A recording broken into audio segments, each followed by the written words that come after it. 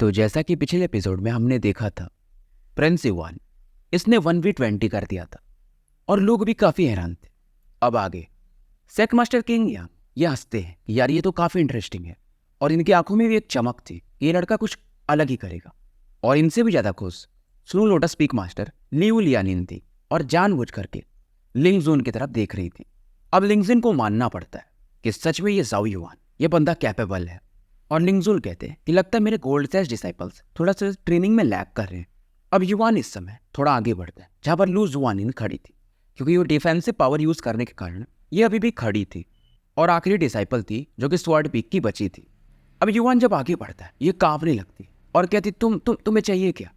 युवान यहाँ पर अपने युवान ब्रश को एक्सपैंड करता है और एक पावरफुल अटैक इसकी तरफ बढ़ाने लगता है। लू जुआनिन इसे लगता है शायद युवान इसे मारना चाहता है, क्योंकि इसे भी मालूम था वो जो हेटरेट था ना, जो यही क्रिएट कर रही थी, युवान कभी चाहता भी नहीं था। शायद उसका बदला ले रहा है, पर युवान ऐसा कर नहीं सकता था। अगर ऐसा करेगा तो ये वैसे भी एलिमिनेट हो जाएगा। और ब्रश को इसे करीब ले जाकर ये रोक देता है और बस ब्रश के प्रेशर से ये लड़की थोड़ा दूर जाकर गिर जाती है और एक के बाद एक ये इन सभी के सील्स इकट्ठे कर लेता है। अब इसके पास टोटल 26 सील्स थे। युवान इसके बाद आसपास देखता है, यहाँ पर बहुत सारे लोग इसके बैटल्स को देख रहे थे, पर कोई भी इंटरेस्टेड नहीं था इससे फाइट करने में, क्योंकि जो बैटल था उसे देखकर कौन ही फाइट करना चाहेगा। अब वो जो लड़की थी सुवान कांगजुआन पीक की, वो थोड़ी आगे आती है और बोलती है मुझे भी नहीं लगा था तुम इतने कैपेबल हो गए। युवान को मालूम था ये लड़की अच्छी है, क्योंकि वांग चेन जो कि लाइटनिंग पीक का था इसे इसी ने रोका था। और सुवान इससे कहती वो जो 10 पीक्स है यहाँ से कुछ दूरी पे है, साथ में चलना चाहोगे। तो फिलहाल ये दोनों साथ में उधर की तरफ निकल जाते हैं। धीरे धीरे ये उन 10 माउंटेन्स के करीब पहुंच चुके थे और आगे में इनके पैरेलल में जियायू, वांग चेन, मू चुलनई और वू यू वगैरह भी थे। इवन ये सभी भी प्रिंस युवान की तरफ एक अलग ही नज़र से देख रहे थे कि क्या ही बंदा है ये। स्वॉर्ड पीक को पूरा हिला के रख दिया था इसने, क्योंकि अगर ऐसा नहीं किया होता इसने तो ली टियान भी वो बंदा था जो कि टॉप 10 में इजीली एंटर करता था। तो टोटल ये 6 लोग थे जिन्होंने ये डोर्स ले लिए थे। बचे थे 4 डोर्स जिनके लिए कॉम्पिटिशन होता है, और युवान की तरफ बैटल के लिए कोई बढ़ता ही नहीं। बैटल धीरे धीरे खत्म हो जाते हैं और टॉप 10 डिसाइडेड हो चुके थे। अब बारी थी चैंपियन बैटल की, यानी कि टॉप 10 तो आ गए, पर इनमें से नंबर 1 पे कौन है। और हर बार फॉर्मेट अलग रहता था और लोग इस बैटल में युवान को फिर से अंडर एस्टिमेट कर रहे थे कि इसके पास जेनेसिस बाउंड्री था, इसको समय मिल गया था इसलिए ये जीत पाया। पर अगर पावर लेवल में देखा जाए तो सुवान, वांगचेन वगैरह से ये वीक है। अब जिस माउंटेन पीक पर युवान था, जैसे कि बाकी लोग भी थे, उनके सामने में एक डोर था। अब बाकियों के टोकन्स असेंबल होकर के उस डोर की तरफ बढ़ जाते हैं और वो डोर खुल जाता है, यानी सभी अपने अपने बैटल एरिना में एंटर कर जाते हैं। किसी को पता नहीं था आगे में कौन मिलेगा। और युवान जब वहां पहुंचता है तो सामने में एक बंदा देखता है और ये हैरान था, क्योंकि ये कोई और नहीं बल्कि जुयान था, जो कि प्रिंस युवान को देखकर स्माइल कर रहा था। और ये भी स्वॉर्ड पीक का ही बंदा है। जुयान ये वही है जो एक बार प्रिंस युवान को माफी मांगने के लिए बोला था लू जुआनिन से। बेसिकली चैंपियनशिप बैटल में ऐसा था कि आपको एक वेटरन पर्पल सेस डिसाइपल से फाइट करना पड़ेगा, और आप कितनी देर तक टिक पाते हो सबका भी अपने अपने हिसाब से, यानी सबके अरीना में एक सीनियर्स होंगे। जो ज़्यादा देर तक टिक जाएगा वो इस बैटल को जीत सकता है। अब ली किंग चान जब ये देखती है जुयान ये फाइट करने वाला है प्रिंस युवान से, तो ये भी सोचती लगता है इस बंदे का नसीब स्वॉर्ड पीक से जुड़ा ही हुआ है। और ये कहती भी है याओ की तरफ देखकर कि युवान थोड़ा सा अनलकी है, जैसे बाकी सीनियर्स होंगे तो वो थोड़ा कम पावर यूज़ करेंगे, पर ये जुयान ये तो खुन्नस का है तो ज़्यादा ही पावर यूज़ करने वाला है। और इसे भी थोड़ा बुरा लगता है युवान के लिए। और याओ फिर से कहती है बस तुम मैच देखो, कुछ भी हो सकता है जब तक समाप्त न हो। अब ली किंग चान भी इससे कहती तुम्हें नहीं लगता कभी कि तुम इस बंदे पे कुछ ज़्यादा ही ब्लाइंड ट्रस्ट करती हो। और ये भी वही बात बोलती कि बिना उस बाउंड्री के क्या वो 20 लोगों को हरा पाता। अब ये सुन के याओ कहती ये भी उसके अपने टैक्टिक्स थे कि किससे कब चीज़ कहाँ पे यूटिलाइज करना है। अब इधर ये भी बात थी कि जुयान का जो पावर लेवल था जेनेसिस के 7 स्टार में था, अल्फा लेयर के, और वही अपने युवान अल्फा के 3rd लेयर में। अब इधर जुयान ये भी वही पुरानी बातें निकालता है कि लास्ट टाइम मैंने तुम्हें बोला था कि लू जुआनिन से माफ़ी मांग लो, और तुमने मांगा नहीं था, कोई नहीं। उसके बाद मैंने लीटियान वगैरह को इस फाइट में तुमसे इन्वॉल्व होने के लिए भेजा था, वहां से भी तुम बच के निकल गए। हालांकि इसमें सीनियर जाओजू भी इन्वॉल्व थे, जाओजू वही चोजन 1 है। अब युवान जब ये बात सुनता है तो मतलब इसके पीछे स्वॉर्ड पीक के अब चोजन 1 वाला बंदा भी पड़ चुका है। और युवान हंसता ये सुन के कि मैंने आप लोगों को फिर से निराश कर दिया। और जुयान कहता है अब मेरे स्वॉर्ड पीक का नाम तो खराब हो चुका है, तो मुझे तुम्हें अच्छे से पीटना पड़ेगा, ताकि हमारा नाम फिर से पड़े, या तो तुम एक काम ये कर सकते हो कि अभी से सरेंडर कर दो। युवान ये रिएक्ट ही नहीं करता, ये सीधा अपने युवान ब्रश को बाहर निकाल लेता। इशारा यही था कि मैं फाइट के लिए तैयार हूँ। अब ये देख करके जुयान हंसने लगता है। इसकी आंखें भी अब थोड़ी कोल्ड होने लगती है। हर एक जगह शायद अगरबत्ती लगी थी, और जो अगरबत्ती जलने तक या उससे ज़्यादा तक टिक जाएगा शायद वही विनर होगा, सीधा सीधा जो ज़्यादा टिक जाएगा। और जुयान हंस के कहता है कि मेरा प्लान यही है कि सबसे पहले मैं तुम्ही को एलिमिनेट करूं। अब युवान भी बदले में कहता है फिर मैं भी तैयार हूं। जुयान अपना तलवार निकाल चुका था, वहीं प्रिंस इवान अपने युवान ब्रश को। जुयान ये अपनी जेनेसिस की को रिलीज करता है, और एक अलग ही लेवल का प्रेशर युवान भी यहाँ पे फील कर सकता था। वहीं बाकी सीनियर्स थोड़ी बहुत अपनी जेनेसिस की को होल्ड बैक भी कर रहे थे, क्योंकि सामने वालों से उनकी दुश्मनी नहीं थी, और जुयान ये पूरे पावर को यूज कर रहा था। लू जुआनिन जब इस सीन को देखती है तो इसके चेहरे पर फिर से एक स्माइल आता है। अब जुयान यहाँ पर एक 800 फीट का डार्क जेनेसिस की, जो कि ग्रीन कलर की थी, एक ऑरा बनाता है। अब ये ऑरा कई भागों में बढ़ जाती है और काफी तेजी से प्रिंस युवान की तरफ बढ़ती है। युवान यहाँ पर इथेरियल फॉर्म को यूज कर रहा था, साथ में युवान ब्रश को, ताकि इसको डॉज कर सके। हालांकि फिर भी कुछ एक ऑरा इसके बॉडी को हिट कर रहे थे, और ब्लड अब बाहर आने भी लगा था। युवान अब समझ रहा था कि कितना फर्क होता है 6 स्टार में और 7 स्टार में, क्योंकि 6 स्टार तक के बंदों को युवान आराम से फाइट कर पाता था। हालांकि युवान फिर ये जो ग्रीन मून स्वॉर्ड ऑरा थी इसे डिसॉल्व कर ही देता है। अब जुयान बदले में फिर से एक और टेक्निक यूज करता है, जैसे कि ग्रीन मून मिलीमीटर स्वॉर्ड कहा जाता है, और कई सारे लाखों में स्वॉर्ड लाइट युवान की तरफ फिर से पड़ती है। युवान देखता है, इथेरियल फॉर्म को भी यूज करता है, साथ में इसके बॉडी पर जो स्केल्स आते थे, जो कि अब अपग्रेड होके सरपेंट्स में बदल चुके थे, ये उन्हें भी अपग्रेड करता है, एक्टिवेट करता है।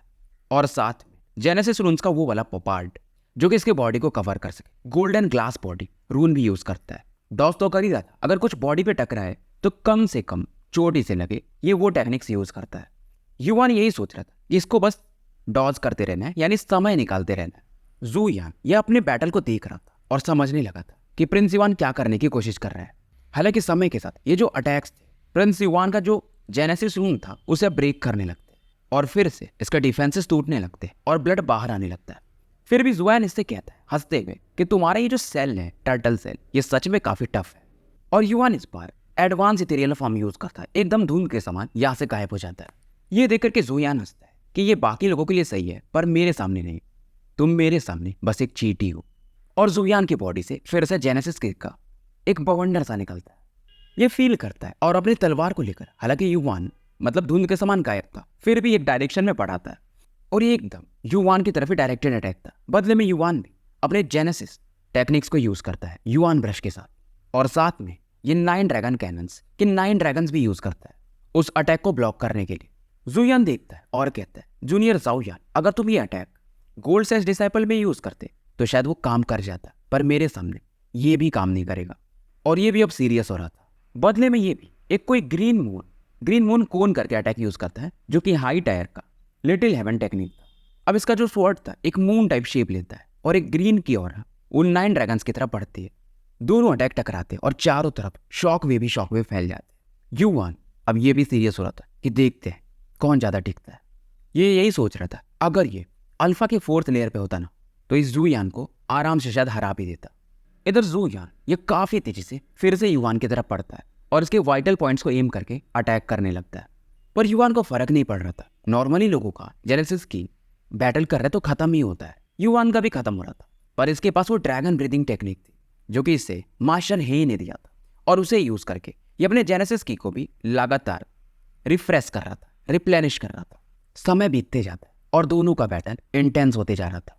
लोग भी अब समझने लगे थे कि प्रिंस युवान ये समय निकालने में अच्छा खासा बंदा है, और लोगों को ये भी समझ में आता है कि समय जा रहा है, पर युवान की ऑरा ये अभी भी पहले जैसी है, कुछ तो है इस बंदे में। और युवान होशियार है, ये हराना नहीं चाहता है, बस समय को निकालना चाहता है। और जुयान इसको भी अब गुस्सा आ रहा था कि मैं इसे बाहर नहीं फेंक पा रहा हूँ, ये समय अच्छा वेस्ट कर रहा है, मुझे जल्दी कुछ करना पड़ेगा। अब ये फिर से अपने आसपास की जेनेसिस की को इकट्ठा करने लगता है, तलवार पे इसे फोकस करता है।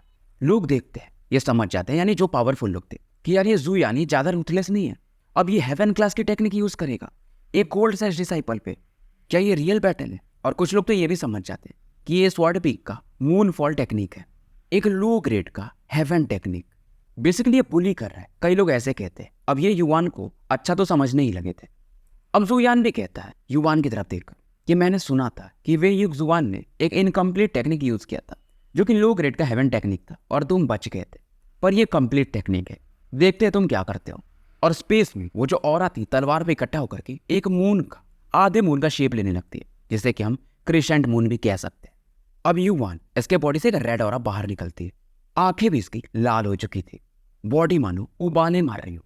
और ये भी एक हेवन जेनेसिस टेक्निक यूज कर रहा था। बहुत सारे लोग रियलाइज कर चुके थे और कुछ लोग तो समझ भी जाते हैं कि ये कौन सी टेक्निक है, हेवनली सन गॉड रिकॉर्ड।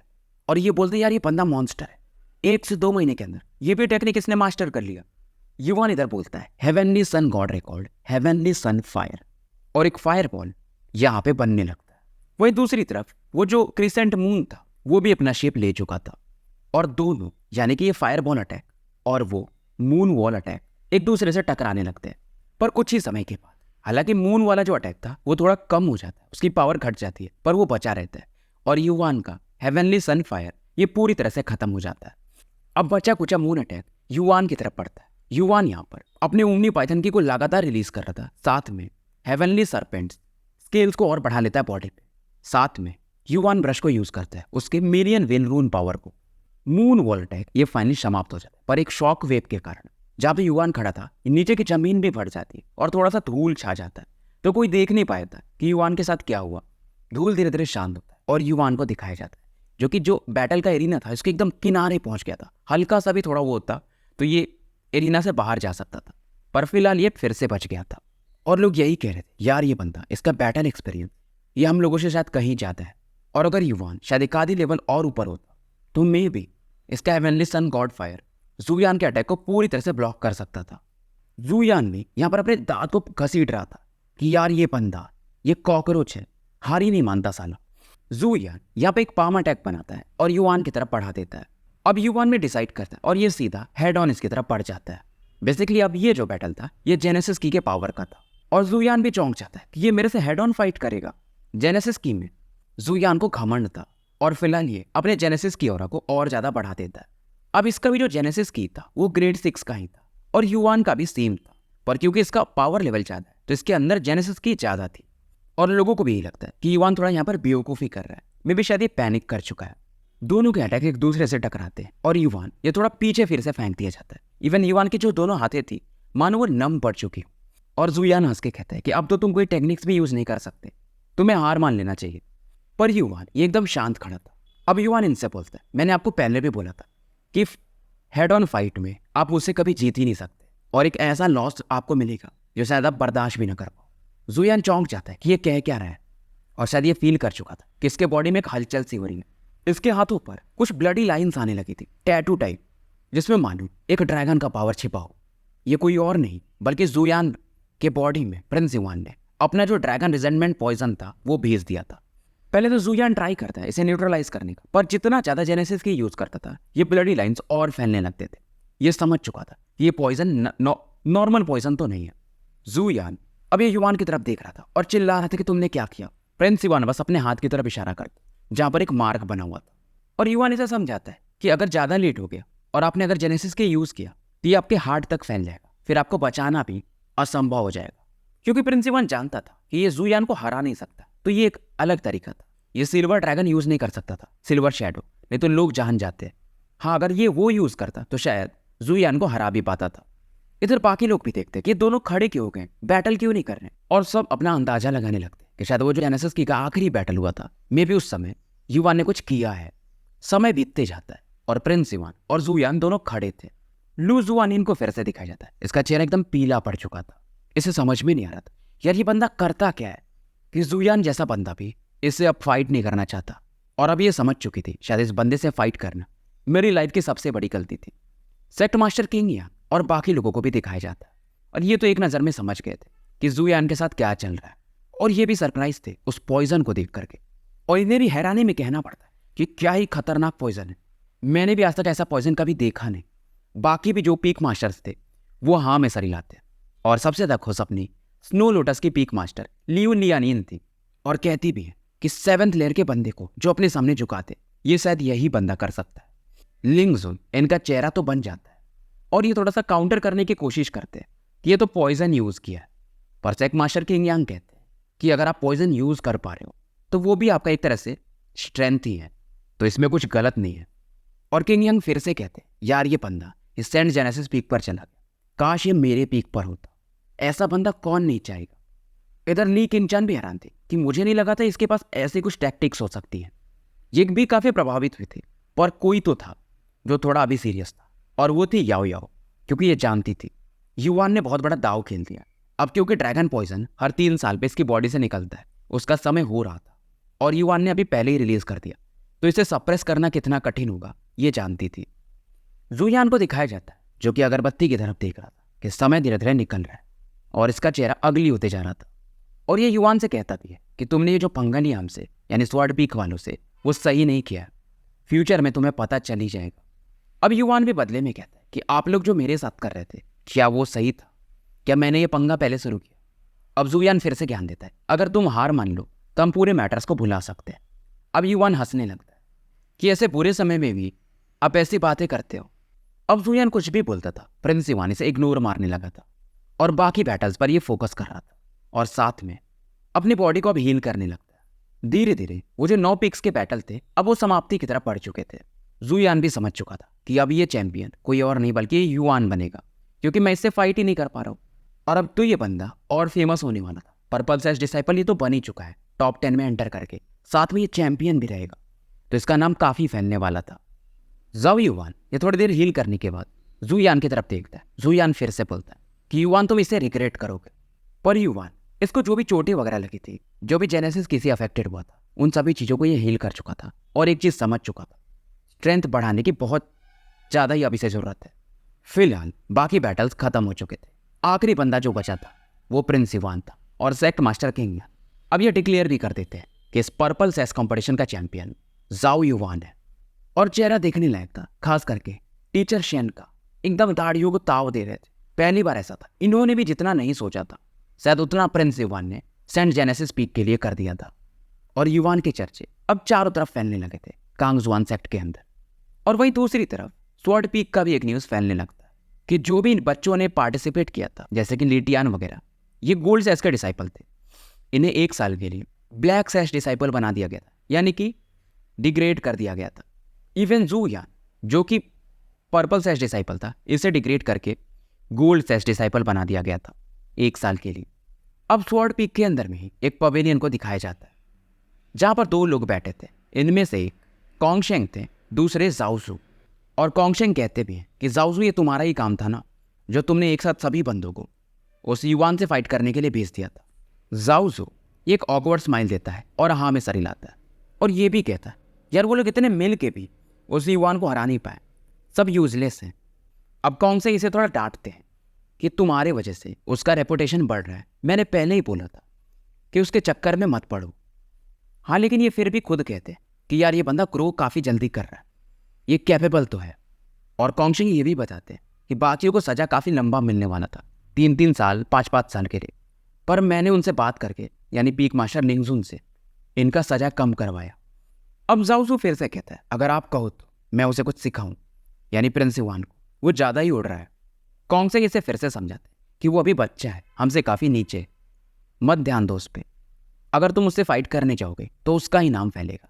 और एक चीज़ और याद रखना, उसके साथ उसकी एक साथी भी है याओ याओ करके, वो अलग ही लेवल पे है। जाओजू जो कि पहले वो ट्रेनिंग में था तो ये नहीं जानता था कि कॉन्गशेंग याओ याओ से मिल चुका है।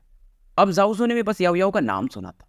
ये भी बोलता है अरे वो क्या ही कर लेगी, वो तो जेनेसिस की को कल्टीवेट भी नहीं करती है। अगर मैं उससे फ्यूचर में टकराया तो ज़रूर मैं अपने तलवार की धार और उसके जेनेसिस रून को चेक करना चाहूँगा कि कौन ज़्यादा तेज है। कॉन्गशेंग स्माइल करता है पर इसे कुछ बोलता नहीं है। और इनका डिस्कशन ये भी चल रहा था जो सेंट जेनेसिस पीक के लू होंग है, उन्हें इनके टीचर लिंगजुन ने बुलाया है। और इसका मेन मैटर यही था, जाओ युवान जैसा पढ़ रहा था सेंट जेनेसिस पीक पर टीचर शेन का नाम फैल जाएगा, और लू होंग धीरे धीरे अब गिर रहे थे। सीन शिफ्ट होता है और टीचर शेन को दिखाया जाता है। और फिलहाल यहाँ पर एक और पर्पल मैट लगा दिया गया था जहाँ पर प्रिंस युवान बैठने वाला था। और इन्होंने सबसे लास्ट का इसलिए लगाया था प्रिंस युवान के लिए, ताकि लोग ये ना समझे कि मैं उसे ज़्यादा फेवर कर रहा हूँ, ऐसा टीचर शेन मन में सोचते हैं। जाओ युवान भी यहाँ पर एंटर करता है और टीचर शेन ऐसे दिखकर काफ़ी खुश थे और इसकी तरफ एक जेनेसिस पेन उछाल देते। ये वही था जेनेसिस स्टार पेन जो कि चैंपियन को मिलने वाला था। अब इससे युवान अपने पावर को एक लेवल बढ़ा सकता है। और युवान जानता था जब ये स्पेल को खा लेगा और अल्फा 4th लेयर पे पहुंच जाएगा तो ये जू यान से हेड ऑन फाइट कर सकता है, एटलीस्ट बराबर का तो कर ही पाएगा। और टीचर शन इस दौरान ऐसे कहते हैं, अगर तुम चाहो तो तुम्हें एक लो ग्रेड 6 का कल्टीवेशन टेक्निक भी मिल सकता है, यानी ग्रेड 6 का की। युवान चौंक जाता है, ये स्माइल करता है, पर ये मन में सोचता है ये एंसेस्ट्रल ड्रैगन की ही प्रैक्टिस करता है, उसके अलावा भी ये कोई और सीख भी नहीं सकता और इसे चाहिए भी नहीं। टीचर शैन भी समझते हैं कि मुझे मालूम है कि तुम्हें ये चीज़ नहीं चाहिए, शायद तुम्हारे पास उससे अच्छा कोई मेथड है, पर क्योंकि ये रूल है इसलिए मैंने तुमसे पूछ लिया, पर क्योंकि तुम इसे ले नहीं रहे हो तो इसके बदले में तुम्हें कुछ और मिलेगा। और मैंने एक सेक्ट मास्टर को इन्फॉर्मेशन भी भेजा था कि तुम चाहो तो सेंट जेनेसिस पीक का जो एंसेंट मैनुअल टावर है वहाँ जा सकते हो। हालांकि वो एरिया भी क्लोज्ड है पर तुम्हें अलाउ कर दिया गया है। अगर तुम वहाँ पे अंदर एंटर कर गए तो शायद अगर तुम्हारा नसीब हो तो तुम्हें एक हेवन लेवल का जेनेसिस टेक्निक भी मिल सकता है। अब ये सुन करके जाओ टाइयो या जांग यान ये लोग भी हैरान थे, क्योंकि जो एंसेंट मैनुअल टावर है यहीं पर पूरे सेंट जेनेसिस पीक के पावरफुल एनक्रिप्शंस रखे हुए हैं, और ये किसी और का नहीं बल्कि यहाँ के जो सेक्ट मास्टर थे पहले एंसेस्टर कांग जुआन, ये उनका था। युवान तुरंत ही हाँ में सर हिलाता है और इन्हें थैंक्स भी बोलता है। इधर फिलहाल अगले दिन की सुबह होती है और टीचर शेन जाओ युवान को लेकर उस तरफ पढ़ते हैं जहाँ पर एक एल्डर मैन जो कि काफ़ी बूढ़े हो चुके थे ये झाड़ू लगा रहे थे, और टीचर शेन इन्हें बुलाते हैं वेनरेबल ओल्ड जुआन, 2-3 बार बुलाते हैं पर वो ध्यान नहीं देते। अब इन्हें ग्रीट करने के बाद टीचर शेन लेकर युवान को आगे निकल जाते हैं जहाँ पर वो एरिया था। टीचर शेन एक बार फिर से ओल्ड जुआन को पुकारते हैं, क्योंकि ये जो ओल्ड जुआन थे, जो एंसेस्टर कांग जुआन थे, उनके साथ बहुत लंबा समय रहे थे, उनके एक सर्वेंट थे पर काफ़ी क्लोज भी थे। अब फाइनली ओल्ड जुआन रिएक्ट करते हैं, अच्छा तो एल्डर शेन आप हैं। एल्डर शेन हाँ में सर हिलाते। उसके बाद युवान की तरफ इशारा करते हैं कि इस डिसाइपल को एंसेंट मैनुअल टावर में जाना है। अब ओल्ड जुआन प्रिंस युवान की तरफ देखते हैं और पलक झपकते इसे पहचान जाते, क्योंकि जब ये बंदा पहली बार आया था तभी इन्होंने एक फेमिलियरिटी प्रिंस युवान की बॉडी से फील की थी, और ये हैरान थे कि इतने कम समय में इतना कैपेबल हो गया कि इसे एंसेंट मैनुअल टावर में जाने का मौका मिल रहा है। टीचर शेन भी तारीफ करते हैं कि हाँ ये बच्चा कैपेबल है, ये फिलहाल पर्पल सेस कंपटीशन का चैंपियन है। अब ओल्ड जुआन मतलब अंदर जाने के लिए एक टोकन चाहिए था तो टीचर शेन से मांगते हैं। इसे लेने के बाद ओल्ड जुआन ये जो दरवाजा था एंशिएंट टावर का उसे खोल देते हैं और प्रिंस युवान को समझाते हैं कि ये वही जगह है जहाँ पर एंसेस्टर जुआन प्रैक्टिस किया करते थे। अब तुम्हारे नसीब के ऊपर है कि तुम्हें क्या मिलता है। युवान दोनों को ग्रीट करता है और अंदर एंटर कर जाता है। अब ये देखने के बाद टीचर शेन ओल्ड जुआन को ग्रीट करते हैं और यहाँ से निकल जाते हैं। ओल्ड जुआन बाहर ही खड़े थे, तभी अचानक से यहाँ पर एक और बंदा सफ़ेद कपड़ों में प्रकट होता है, और ये था पीक मास्टर लिंग जून, स्वॉर्ड पीक वाला। अब जब ओल्ड जुआन इसे देखते तो रिएक्ट नहीं करते, मतलब फ़र्क ही नहीं पड़ता था। लिंग जून समझते थे, फिर भी ये ओल्ड जुआन से पूछते हैं कि वो छोटा जब युवान क्या वो टावर के अंदर गया। ओल्ड जुआन कुछ बोलते नहीं। अब लिंग जून फिलहाल इस बात को इग्नोर मार देता है और जो सबसे ऊपर में टावर था, सीधा हम जिसको पीक कह सकते हैं, सेंट जेनेसिस पीक का, उसकी तरफ देखता है जो कि अभी भी सील्ड था। यहीं पे एंसेस्टर जुआन अपने लेक्चर्स दिया करते थे और बाकी लोग इकट्ठा हुआ करते थे। और ये फिर से बोलता है, मेरे हिसाब से सेंट जेनेसिस पीक ये बहुत लंबे समय से बंद है, शायद इसे अब खोल देना चाहिए। अब ये सुनकर के ओल्ड जुआन फिर भी कुछ नहीं बोलते। अब लिंगजून फिर से इनसे बोलता है कि ओल्ड जुआन आपको क्या लगता है इस तेल को कब हटाना चाहिए। ओल्ड जुआन एक अलग ही बात बोलते हैं, जब खुलना होगा तो खुल जाएगा। यही आंसर था जो जब भी लिंगजून इनसे पूछता था ओल्ड जुआन दिया करते थे। अब लिंगजून कहता है, यार ऐसे तो हमारे मास्टर का नाम खराब होता जाएगा और धीरे धीरे पूरा सेंट जेनेसिस पीक ये खत्म हो जाएगा। अब ओल्ड जुआन को आता है गुस्सा और ये बोलते हैं, अगर तुम मास्टर के लिए कुछ करना ही चाहते हो तो जिन्होंने उनको मारा है बदला क्यों नहीं लेते जाके। अब लिंगजून कहता है, क्योंकि हम उतने कैपेबल नहीं है। पहले हम काफ़ी पावरफुल हुआ करते थे, यानी हमारा कांग जुआन से, पर हमसे ज़्यादा पावरफुल फिलहाल सैक्रेड पैलेस वाले हैं।